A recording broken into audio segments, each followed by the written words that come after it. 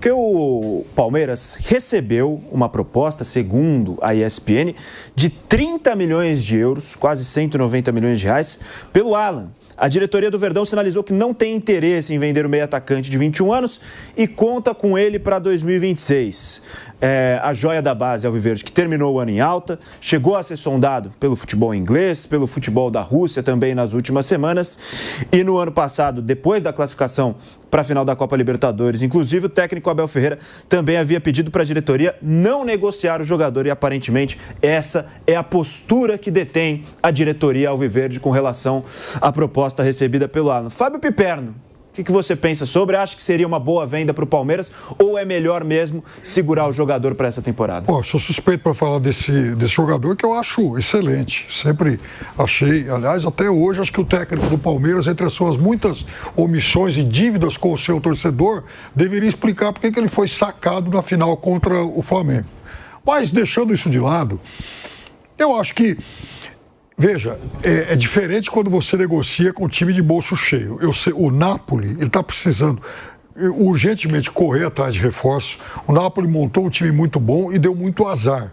Em agosto, ele perdeu o Lukaku contundido e há 2 meses ele perdeu o De Bruyne também com uma outra lesão séria. O Lukaku não voltou ainda, está em processo de retorno agora e, enfim, o De Bruyne talvez não jogue mais nesse campeonato italiano. Então, o Conte está correndo aí, enfim, garimpando o mercado para buscar reforço, né, de um time que está brigando ponto a ponto por mais um título, liderança do campeonato italiano. Lembrando que Mauro Betting está sendo requisitado, lembrando que no campeonato italiano a Inter tem um ponto a mais que o Milan, tem um ponto a mais que o Napoli. O Napoli, ou seja, há uma espécie de empate técnico lá, um campeonato que vem sendo disputado de forma muito acirrada. E de bobo o Conte não tem nada.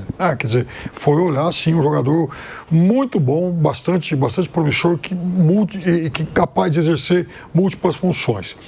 Então, eu fazia referência à questão do bolso cheio, porque eu acho que o Palmeiras não tem que ter nenhuma pressa em negociar esse jogador. A saída dele é algo inevitável, vai acontecer. Se não ocorrer agora, vai acontecer no meio do ano.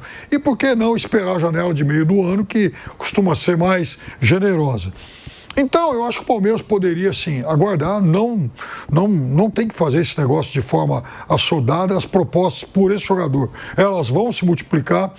O Palmeiras, hoje, ele é espécie é visto como, né, como uma espécie de, tendo uma espécie de selo de qualidade em relação à formação de jogadores. A Europa encara assim, então também tem que desfrutar disso. E isso é algo que valoriza o jogador formado pelo Palmeiras. Agora, eu acho que o Palmeiras, eu não discordo das últimas janelas. Eu acho que, inclusive, a do ano passado foi boa. É evidente que trouxe alguns jogadores inexplicáveis, né? Um ou outro. Por exemplo, o Mikael, imagino que o Steve Wonder tenha sido o cara do scout do Palmeiras, né? Passar isso. Vai jogar com o Messi. Vai agora jogar com o Messi. Então. Eu vou falar um negócio para você. Tá melhor que muita gente. Tá melhor que muita gente. E vou falar, o empresário dele é quase que um Pelé nessa arte aí, né? Agora, eu acho que alguns jogadores que o Palmeiras trouxe, eles vão acabar dando um retorno mais à frente. O jogador, às vezes, demora. É preciso que se considere isso. A gente tem múltiplos exemplos de jogador que demorou 1 ano, 1 ano e meio, 2. Aliás, quanto tempo, por exemplo, o Vinícius Júnior demorou para explodir no Real Madrid? Essas coisas são normais. Às vezes, o torcedor e também o técnico acabam sendo assodados demais. De qualquer forma, eu acho que pontualmente cabem sim alguns reforços, quem sabe mais um zagueiro para completar o elenco e mais um jogador de meio campo. Se o Almada vier agora, ótimo. E tá bom demais. Não tem também que ficar enchendo o elenco lá de jogador, até porque daqui a pouco você vai estar cheio de jogador descontente querendo jogar e afinal de contas são só 11 vagas, né? Eu acho que já estamos de volta, Rádio Jovem Pan, ou não? 15 segundos? Antes você tinha me falado 1 minuto e 15. Eu poderia ter falado mais uma frase. Você poderia ter falado mais uma frase. Olha só, então já estamos voltando. Estamos voltando em 10 segundos para a Rádio Jovem Pan. Aproveita você que nos acompanha pelo YouTube, canal no YouTube da Jovem Pan Esportes. Deixa o seu like também, se inscreva no canal, deixe seu comentário no chat, que eu estou de olho aqui também, nos vários comentários carinhosos que a gente falou no começo do programa. Estamos de volta, hein?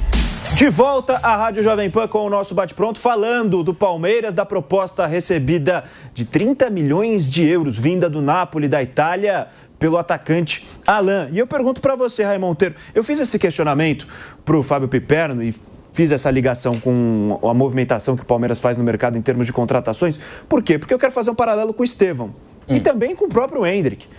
Porque o Palmeiras é uma das melhores, se não a melhor base do país nesse momento. Acho que é a melhor. Revela grandes jogadores já temporadas seguidas. Só que, para além das grandes vendas, olhando o outro lado, dos valores importantes que o Palmeiras recebe por esses jogadores, a reposição às vezes é complicada. Sempre. Porque a gente viu o Palmeiras perdendo o Estevão e ficando sem ali a sua referência técnica dentro do time para o restante do ano de 2025. E acaba caindo, acho que nesse limbo, que muitas vezes a gente falou que o Flamengo cai, de não conseguir elevar tecnicamente o time. Você perde um grande jogador, você recebe uma grande quantidade de dinheiro por essa joia da base que é vendida para o futebol europeu. Só que para contratar um jogador em nível igual é difícil, né? Tem que buscar soluções que muitas vezes não chegam nem perto. Acho que foi o caso do Palmeiras nessa temporada. E aí o Abel teve que ter a criatividade ali de colocar Vitor Roque e Flaco Lopes jogando juntos, mudar um pouco o esquema, tirar o cara que estava ali pelo lado direito, que no caso era o Estevão. Então fica nessa situação. Você recebe uma grande quantidade de dinheiro, mas para repor é muito difícil. E acho que nesse sentido eu acabo concordando com o Piperno. Acho que o Palmeiras, pelo menos agora, tem que ter um pouco de calma antes de pensar em vender. Talvez seja mais vantajoso não receber esse dinheiro agora e continuar com o jogador para 2026. O que você pensa, Raí? Olha, Boni, vamos lá. Tem alguns pontos aí nessa equação, né? O Palmeiras vendeu recentemente por valores mais elevados e pensando em jogadores de qualidade, o Estevão e o Endrick, né? Nos últimos anos. E acho que a reposição para eles, não necessariamente na mesma posição, mas do ponto de vista de qualidade para peças de ataque, foram o Vitor Roque e o Paulinho, que ainda não conseguiu desempenhar aquilo que se imagina, se espera e que eu acho que ele tem potencial para desempenhar. Um jogador igual o Estevão, que para mim é até melhor do que o Endrick, você não vai encontrar. Não tem por aí, é muito difícil. Fazer outro igual na base, mais difícil ainda. Mas eu acho que diante da possibilidade de contratação, de trazer jogadores de fora para cá, ou de contratar no mercado interno, que também muitas vezes é difícil, vide a tentativa aí do Flamengo pelo Caio Jorge, o Palmeiras fez boas reposições a esses dois jogadores, o Endrick e o Estevão, com o Paulinho, que se espera que nessa temporada possa render mais, e o Vitor Roque, que chegou na última e foi muito bem, principalmente no segundo semestre. Sobre o Alan especificamente, eu acho que cai muito, é uma coisa muito parecida com o que aconteceu com o Richard Rios, por exemplo. Veio uma primeira oferta, essa não agradou o Palmeiras e o Palmeiras bateu o pé até chegar no valor que ele queria pelo Richard Rios. Hoje, times como Palmeiras, Flamengo, acho que dá para dizer inicialmente isso do Cruzeiro também, embora seja por outros meios, não precisam necessariamente vender jogadores na primeira oferta ou numa oferta muito boa. Eles têm a possibilidade de manter, de segurar o jogador e isso não fazer, entre aspas, falta, né, ali na frente. O Palmeiras hoje não precisa dessa venda, ou não precisa com urgência vender o Alan. Pode tê-lo mais uma temporada, desenvolver mais, ele dá um retorno técnico maior. E aí mais adiante sair por esse valor ou por um outro maior, eu acho muito difícil, né? A gente não tem historicamente jogadores dentro do futebol brasileiro que são vendidos por 30, 40, 50, 60 milhões de euros. Não acontece muito. São poucos exemplos, né? Endrick, Estevão, acho que o Vinícius Júnior foi um pouco mais do que isso. Rodrigo, Neymar lá atrás, são poucos, né? E eu não acho que o Alan esteja nessa prateleira, embora seja um ótimo jogador. Então, para o Palmeiras, acho que vale mais ou menos a mesma regra do que foi com o Richard Rios, embora ele tenha sido vendido, né? Segurar mais um pouco, esse valor agora não vai fazer falta, não vai fazer diferença. O Palmeiras tem uma grande arrecadação, é um clube equilibrado financeiramente, tem uma ótima administração, então dá para segurá-lo, tê-lo ao longo dessa temporada. E aí na próxima, no fim do ano, buscar uma venda, tentar uma venda, esperar uma oferta. O Palmeiras sinaliza para fazer isso de novo em relação ao Alan e manter ele para essa temporada. E inclusive outra notícia com relação à possível saída do Palmeiras está no gol. E isso era uma situação que eu estava bem curioso para ver, essa disputa por posição, porque o Palmeiras manteve o Marcelo Lomba, contratou o Carlos Miguel na temporada passada e agora o Everton agitando o noticiário palmeirense. Nessa quinta-feira, o Globoesporte.com trouxe a informação que os empresários do jogador estão em conversas com o Grêmio para a contratação do goleiro, e essa postura irritou a diretoria palmeirense. Por quê? Porque o clube paulista não teria sido procurado pelos gaúchos para discutirem a possibilidade de um negócio. A postura não só do Grêmio, mas também dos representantes do atleta incomodaram o clube, e internamente o Palmeiras avalia a conduta como incorreta. O Everton, que chegou a estar no radar do Grêmio ainda na temporada passada e também nos últimos dias, teve negociações com o Bahia que não avançaram, e hoje o Grêmio é visto como o principal potencial destino para o goleiro e ídolo palmeirense. Ô Mauro Betti, essa era uma situação que eu acho que era possível de se prever. Porque o Carlos Miguel é um ótimo goleiro, é um goleiro jovem, é um goleiro que não aceitou ficar muito tempo, não digo em termos de postura equivocada, mas não ficou muito tempo no Nottingham Forest, que era um clube onde ele não estava tendo espaço.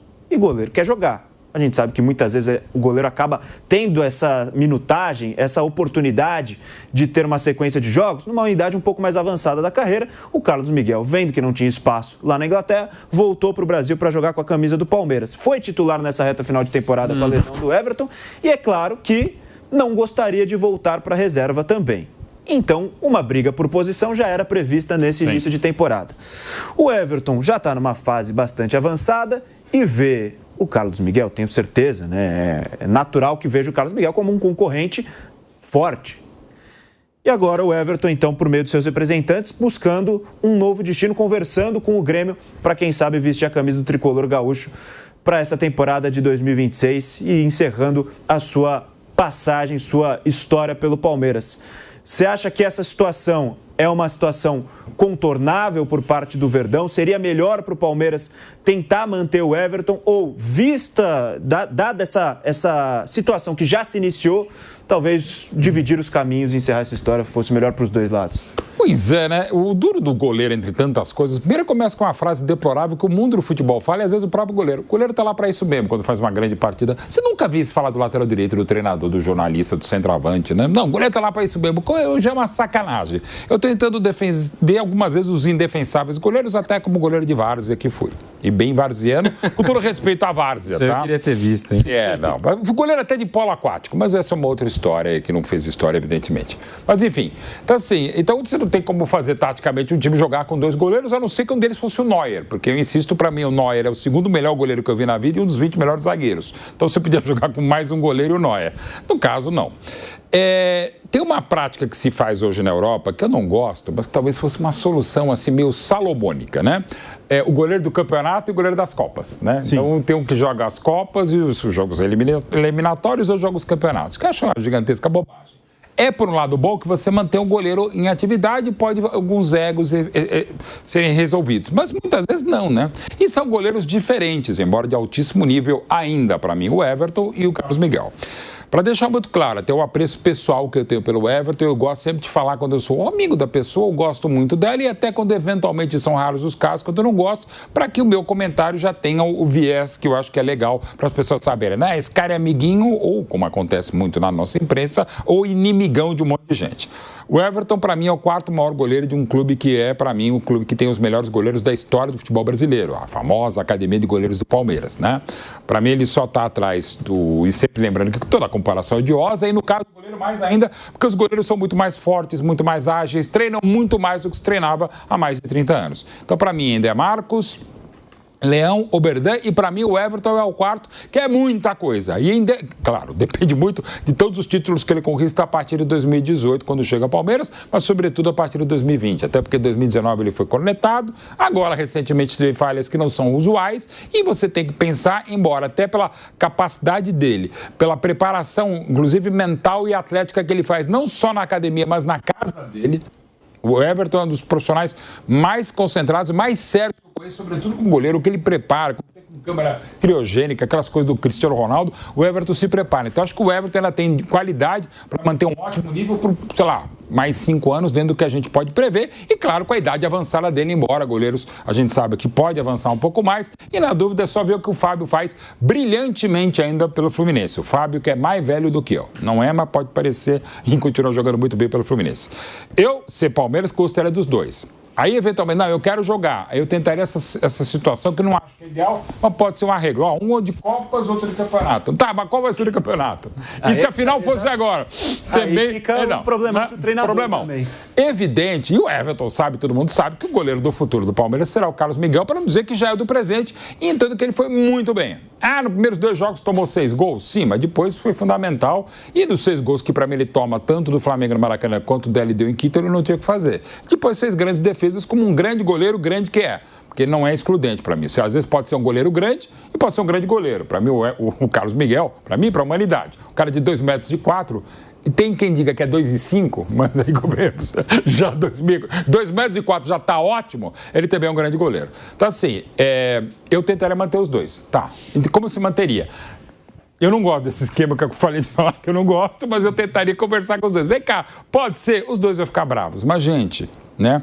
E o próprio Everton passou por isso em outras circunstâncias, quando chegou ao Palmeiras em 2018, que tinha 2 ídolos na meta, como Fernando Praz e Jailson. Teve paciência. Eu ainda chegaria para o Carlos Miguel e falei, Calão, paciência. Se ele vai ter, eu não sei. Aí você vê. Mas o cara não gosta? Gente, aqui na escala de transmissão da Jovem Pan, a gente fica bravo. Fica bravo a vida inteira. E acho ótimo quando o jornalista vem falar dessas coisas, a gente reclama de um jogador do Flamengo, do Corinthians. Tem que tomar cuidado, porque hoje a gente viu o Fábio Piperno passando a perna em Flávio Prado. Derrubando o Flávio Prado. Derrubou o Flávio Prado. Carteirou e ficou. Bem colocado, Vitor Bueno. Mas assim, eu, se sou Palmeiras, eu quero ter os dois. Até para manter essa história gloriosa da Academia de Goleiros do Palmeiras. Mas se eu, de repente, perceber, e conversando francamente, o Carlos Miguel, primeiro acabou de chegar, ele não vai sair, mas o Everton, de boa. Se você virar, se o Carlos Miguel começar a titular em 2026, o Everton se segura a bronca, eu já ficaria bastante preocupado. Tentaria fazer um jeito. Agora, isso se eu sou Palmeiras. Se eu sou o Everton, e aqui estamos falando pela cabeça de outro profissional, não é só questão profissional, é questão pessoal. Eu tentaria ficar ainda no Palmeiras brigar por uma titularidade, mas abriria mercado, falou, quero ouvir propostas. E o Grêmio, até historicamente, é um lugar maravilhoso para se trabalhar em qualquer momento da fase da sua carreira. E de recuperação de goleiros, não que ele precise ser recuperado. Tá? Agora, eu faria, se o Palmeiras tentaria compor, e se sou os dois goleiros, claro. No caso do Carlos Miguel, se vira reserva, eu tenho paciência. O Everton, pela idade, é uma outra história. É uma situação complicada, né, Piperno? Porque o Everton, mesmo antes da lesão, ele sofria com algumas críticas, né? O torcedor palmeirense já estava pegando um pouco no pé do goleiro Everton. Aí o Carlos Miguel entra, faz uma ótima reta final de temporada. Aqueles 2 jogos, concordo com o Mauro Betti, não representam nada do que foi essa trajetória no final de 2025 do Carlos Miguel com a camisa do Palmeiras.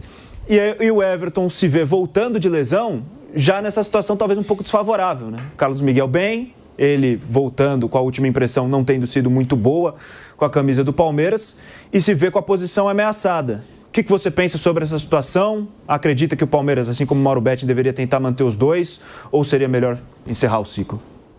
Eu acho que o Palmeiras deveria tentar manter os dois. Agora, é claro que isso vai passar pela vontade do Everton. O Everton, ele é inteligente e realista o suficiente para saber que, em algum momento, o Carlos Miguel vai ser o titular. Como aconteceu com ele ao chegar ao Palmeiras lá atrás.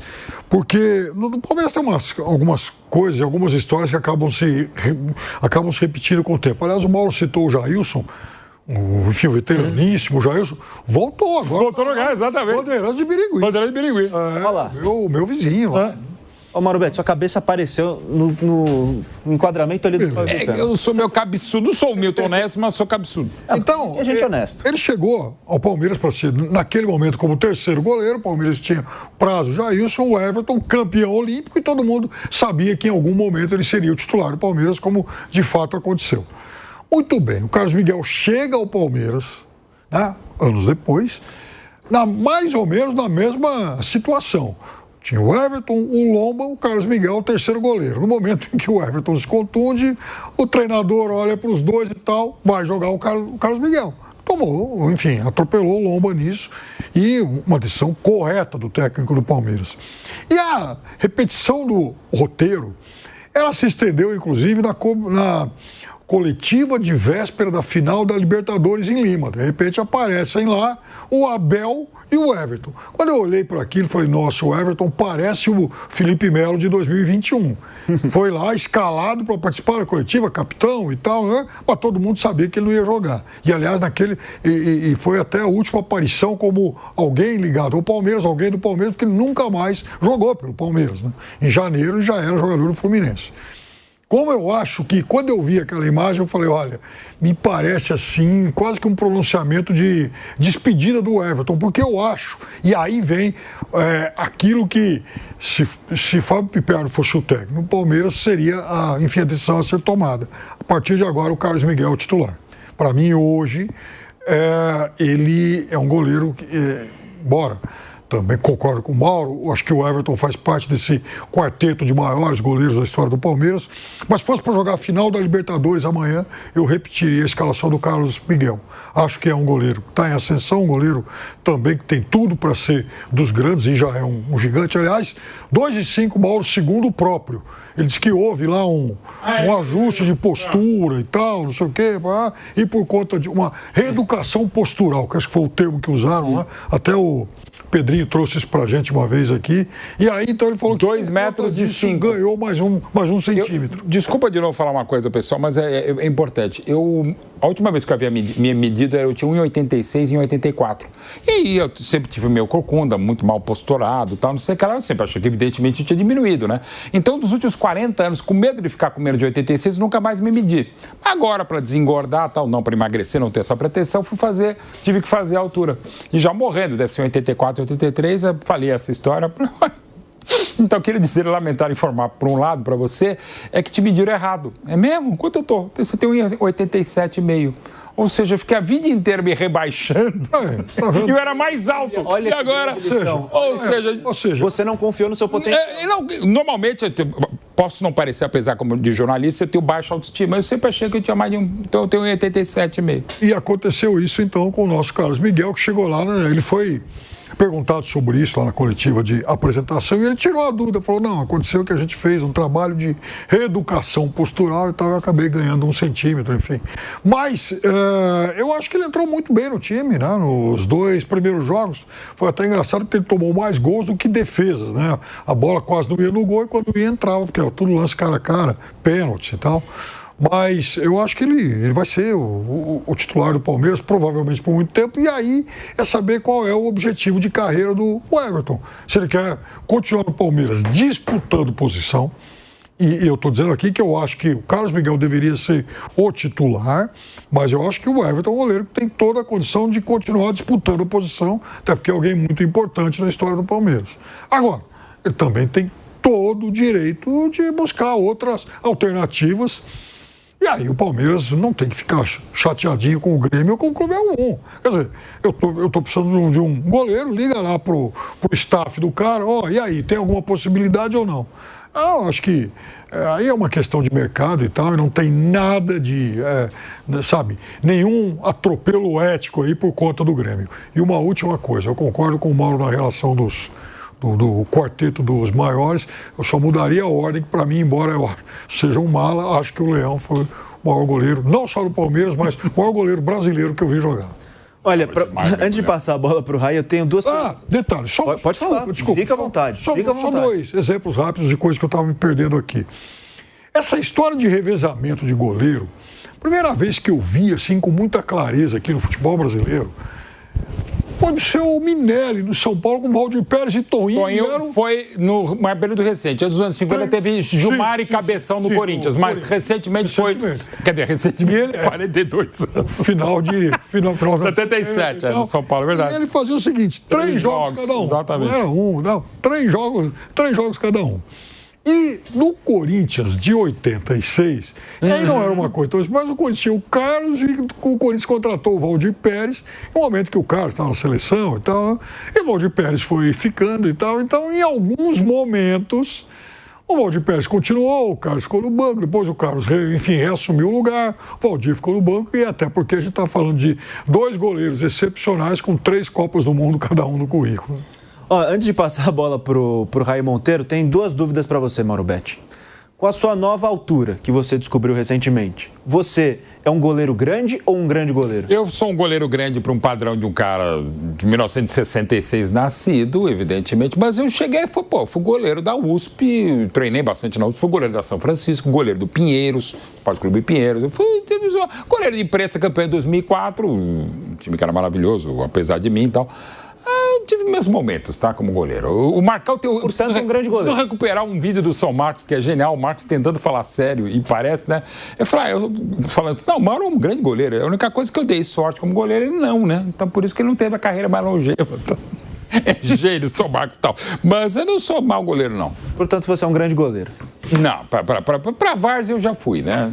Inclusive, a última vez que eu fui gravar lá para a TNT, ano passado, era só defender pênaltis. Eu caí de lado e quebrei 2 costelas. Ou seja, já não dá mais para ser goleiro. E a segunda pergunta que veio... Nível assim, você está entre Jandrei e Thiago Volpi? Não, aliás, ainda bem que eu era goleiro. Não, eu era goleiro da época antiga, não precisava. Eu sou um horror. Eu até chuto bem de lanço e tal, enfim. Mas para trabalhar essa jogada, ainda bem. Só com a mão. Só com a mão mesmo, né?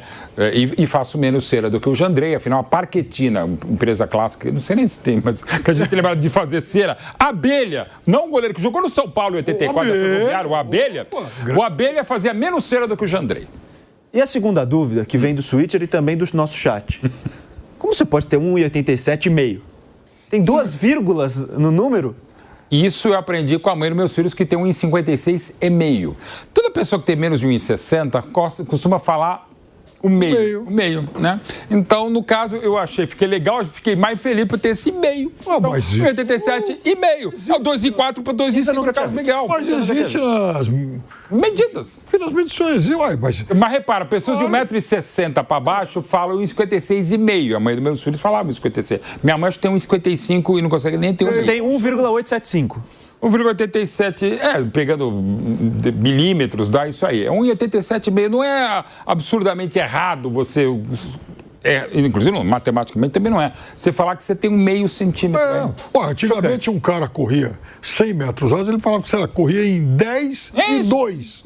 Mas aí com o tempo ficou mais... Menos de 10. Cronômetro parado. 10 e 22. 1,87,5. E, gente, é complexo mesmo entre tantos. Eu fiquei 40 anos morrendo de medo de ter 1,83 e 84. E agora, se eu tenho 1,87,5, provavelmente jamais do que... Melhorou a sua autoestima. A autoestima, eu fiquei mais alto. E até porque tem a questão de baixa estima. Como eu tenho um ombro meio estreito, eu pareço muito mais baixo na televisão. Então, até que acontece muito comigo, as pessoas dizem, nossa, você é alto. As pessoas acham que eu sou baixo. Porque a televisão engorda, deixa você mais velho e mais baixo. Mais feio, tipo Chacon, impossível. Então, para que serve a gente aparecer em televisão? Apesar do sucesso estrondoso do Grupo Jovem Pan também como televisão. Você pega muito no pé do nosso Giovanni Chacon. É melhor pegar no pé do que no rosto. E depois, isso é uma questão de juízo de valor, até de mau valor.